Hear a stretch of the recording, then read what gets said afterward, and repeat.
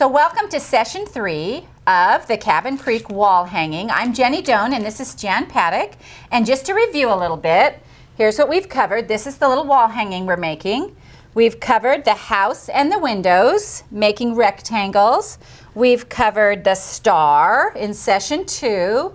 And today we're going to do stems and leaves and circles.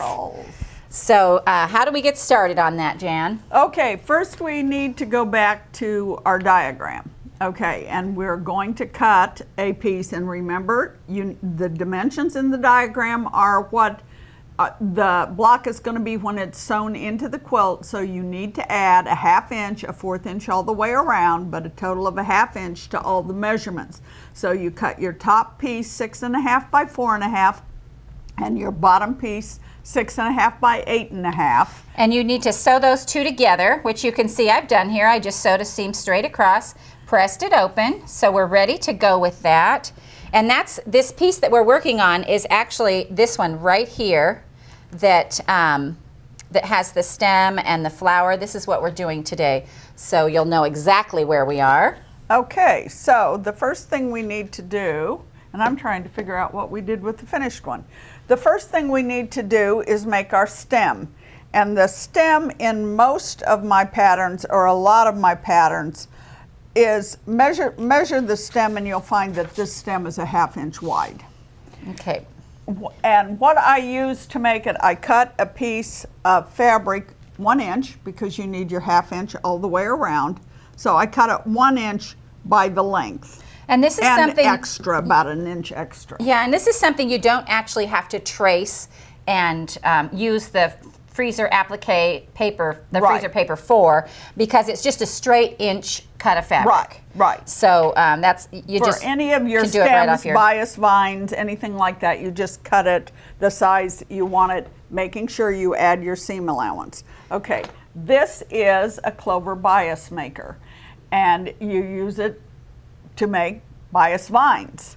And it took me quite a while, but I finally came to the realization it will also make straight lines. It will make stems. And this is a handy little gadget. Yes. So the big problem when you're doing something like this is turning your seam allowance over evenly so you get a nice straight line here. And this thing is just a jewel. Cut your stem out of your fabric, making sure you've added your seam allowance, and then spray this. This is best press. You can use water. Yeah, water, The thing spray about starch. that is it kind of stiffens it and helps it go through easier. But if you don't have that handy, you can just use water. It helps to make sure your fabric is pressed nice and flat. And I love this. This was such a great tip for me because I'm one of those that always folded my edge under 1/4 inch and ironed along, you know, and this is so much easier. I think I'll do this over here so you can see how I do this. Here, I'll move these for you. Yeah. There we go. Especially if it's stiff, and that's what that stuff helps with, or spray starch. You just put it into your bias maker on the end and push it as far as you can get it to go. When you start getting resistance, then you need to take it over to where you're ironing. And I get a pin. Yeah, it has that handy little slit on the top so you can put a pin in and kind of push it through a little bit. But if it doesn't, you can push it out. Some of them don't have the slot, and I like to buy the ones with the slot. Okay, now you can see it started to come out already with your seam allowance bent under. It folds it automatically. It just folds it for you. Like a little present. So then you take your iron and you just pull on the bias maker and follow it with your iron. And I'm going to move it down so I can go ahead and do it.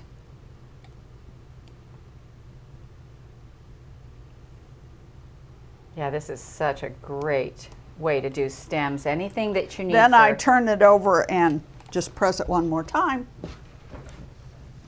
And we have our stem. You didn't burn your fingers. It's nice and even. It's awesome. And you're not trying to slide the fabric under as you go along. Right. I mean, it's just pressed there. It's just done. I'm going to go ahead and pin this on. I Yes, think. that's a good idea. I'll make myself useful. All right. You do that. Okay, now we're going to do the leaves. As we did in the first with the freezer paper applique, if you don't remember how to do it, go back to session 1 and get those again. And what we're going to do is take our leaf, cut it, trace the pattern off the pattern and on freezer paper, and then cut it out on the line, because this is our stitching line for the leaf.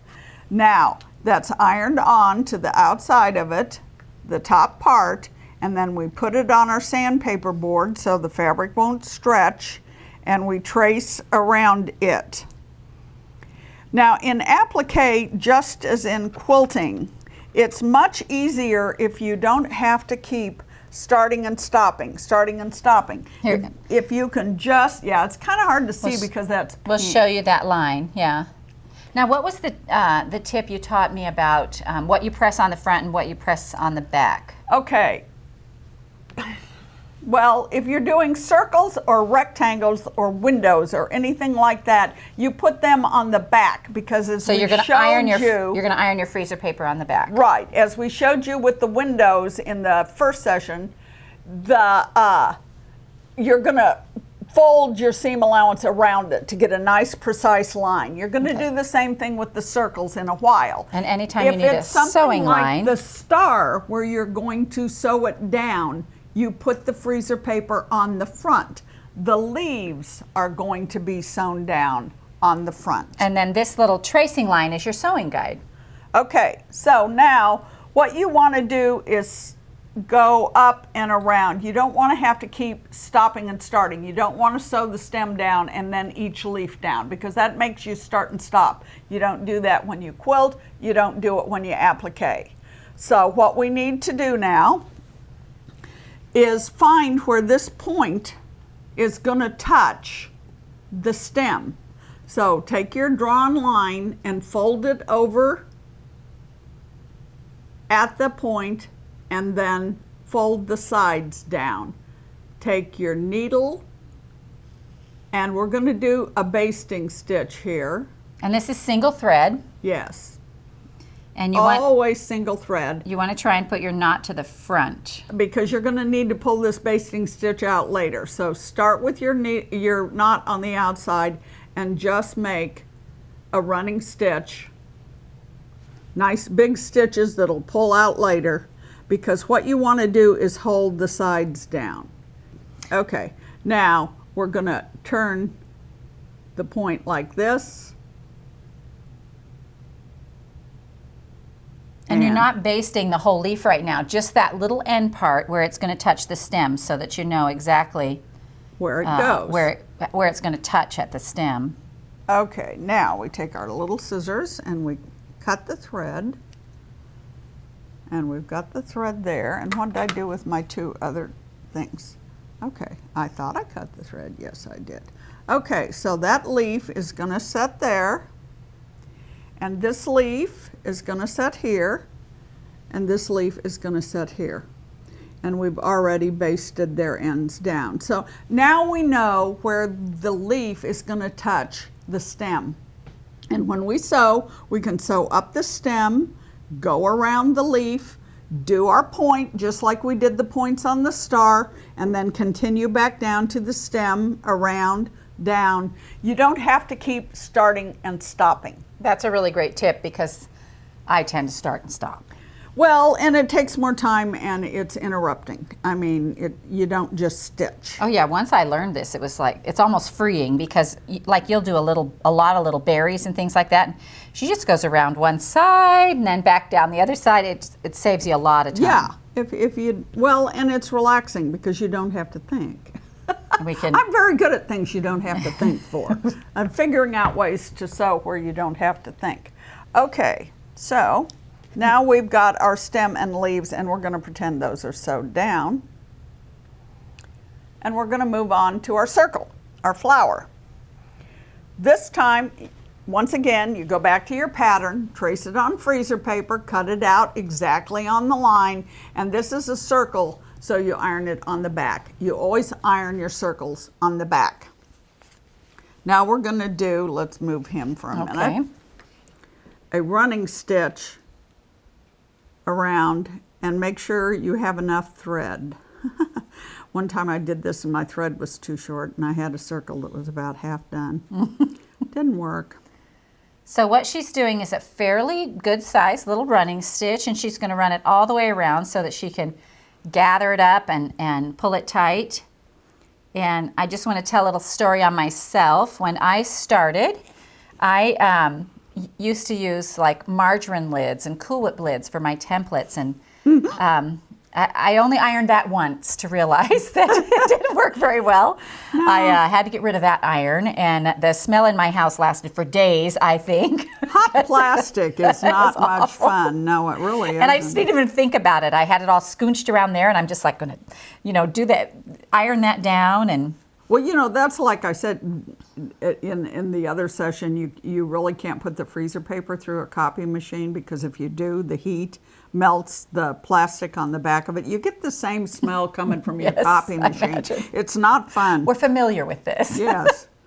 We can tell you all sorts of things not to do as well as how to do them, Which is really a good learning tool, actually. We learn, that's how you learn better ways to do things, is sometimes you make a mistake and it doesn't work, and you just look at things a little differently and whenever I teach, I tell people not to worry if they make a mistake. Bring it to me, and I will probably show them how to fix it, because I've made almost all of them. And quite truthfully, at this point, if your paper comes loose, don't worry about it, because it doesn't have to be. You've already used it to cut your 1/4 inch around. Sometimes you can do great big circles with this, and when you do that, the paper will almost always come loose. Now when Jan does little berries, she'll use a sticker even sometimes. And oh yeah, I didn't bring any. Yes, I did. I'll show those in a while. Okay, now that we have the big circle, I'm going to cinch it up. We're going to pull it tight.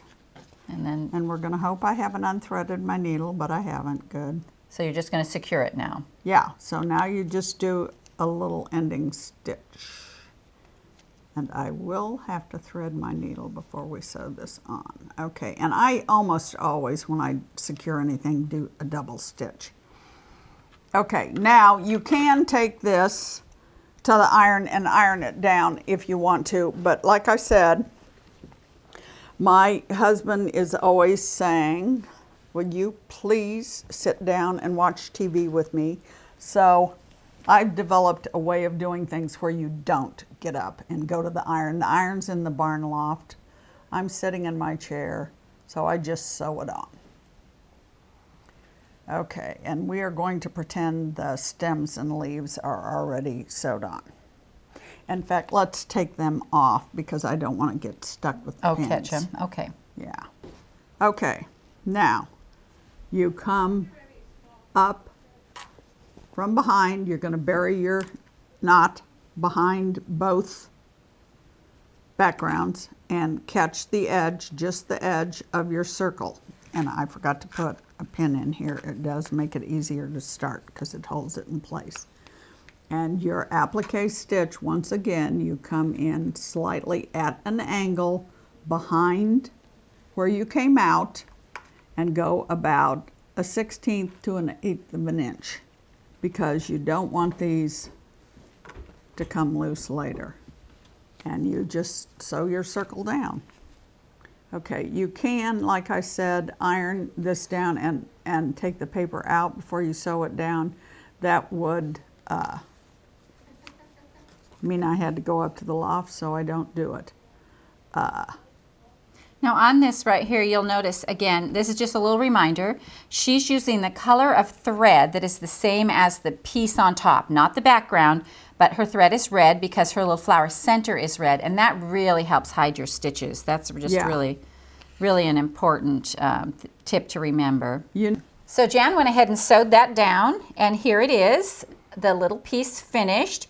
And on the back here, Jan has cut a little slit, and you can just pull that paper out through the back. And you want to do that in this case particularly because you're adding this little star and you don't want to sew through the paper. No. So after you sew your circle on, go put a slit in the back and take out the piece of paper. Because all that's going to be inside. You're never Right. going to see it. So then you're going to sew your star on, right? Right. And then you do your small circle exactly the same way you did your big circle. And so now that you can do leaves and circles, we want to show you some of the fun things that you can do. First, on this quilt behind me, Jen, what's the name of this one? This is Pine Tree Ridge. It's so cute, and there's just so many, you know, you've got your straight stems, you've got, you know, your chimneys you can use, your tree stems, you've got berries on the snowman. You can do ovals face. as well as circles using the same method, and I do it on all my heads. Look at all these tiny little circles right here, and they're just as easy. You just stitch around them, cinch them up, and sew them down. And you do the snowman's eyes, you do the circle, then you put the star on. And here's a quilt, and what is this one called? This is Tulips and Leaves and Stars and Bees. There's a few vines and leaves on this one. This is where you used Let's hold that out. the bias vine. And you can you don't have to put just a short piece through this thing. You can put a really long piece, however long your bias vine needs to be. You just, once you've put it in through the end, you just keep pulling it through and you got all these leaves and the little circles. All right, here's another one. This is a great use of the bias. right. This is a Straight great piece. use of the, once again, it took me a few years to figure out it doesn't have to be bias. It can be straight. And it makes the logs on a log cabin just terribly easy to applique down. You cut your background. I love these outside stems. What's the name of this one, Jan? This is Little Cabin in the Big Woods. Little Cabin in the Big Woods. And all these are patterns, right? Right. So when you guys get this applique bug, you're gonna have some things Now you can do. this is Jenny's favorite. I love this one. We've already done our windows in the first session, but here now you do the leaves, and Look it at all those makes leaves and this vines. so much easier. And basically, I would, when I do this, take a dot. Jenny says she uses pens, but Yeah, I would take a dot of glue and put it in the middle of each leaf and then sew it down, because all you basted under is the little ends, but now you can just keep sewing. And Really cute. You don't have to worry about the pins when you're doing this many leaves. This is a fun one of my personal favorites. This is Natalie's quilt, and it's got lots of vines and stems and things like that you can run through. And the reason this is Natalie's quilt is because this is Natalie's ruler, the half hexagon, and it's just so cute, the big one and the little one all put together. See, I'm not a piecer, I'm an appliquer. As soon as I saw that, I didn't think of how to piece a quilt. I thought, oh, that's an awesome basket. That's a basket. And they're made to fit layer cakes and charms. So the big one made a layer cake basket and the small one made a charm basket. Here's some fun stems and leaves. This is made with a 1/4 inch bias So maker. tiny. So, you still, when you think about ironing all those edges under, oh, this is a dream with the bias maker. You don't even have to do that anymore. No, And then all the little circles and all the leaves. And it makes flower So centers, fun. it makes angel heads. And I think we have one more. Yeah. And Jan wanted to show you this. Just, this is a darling. And This it's is Santa Claus Lane, and you can go real teeny. tiny leaves. There's and look the at 1/4 inch. Here's look at these tiny circles. Now that you'd only cut like 1/8 of an inch Tiny. around, and then do a running stitch and pull it. You can go very small. It's just as easy as doing the big ones. What's the name of this one? This is Santa Claus Lane. Santa Claus Lane. Anyway, we hope you've enjoyed session 3 of Hand Turned Applique with Jenny Doan and Jan Paddock from the Missouri Star Quilt Company. Thanks.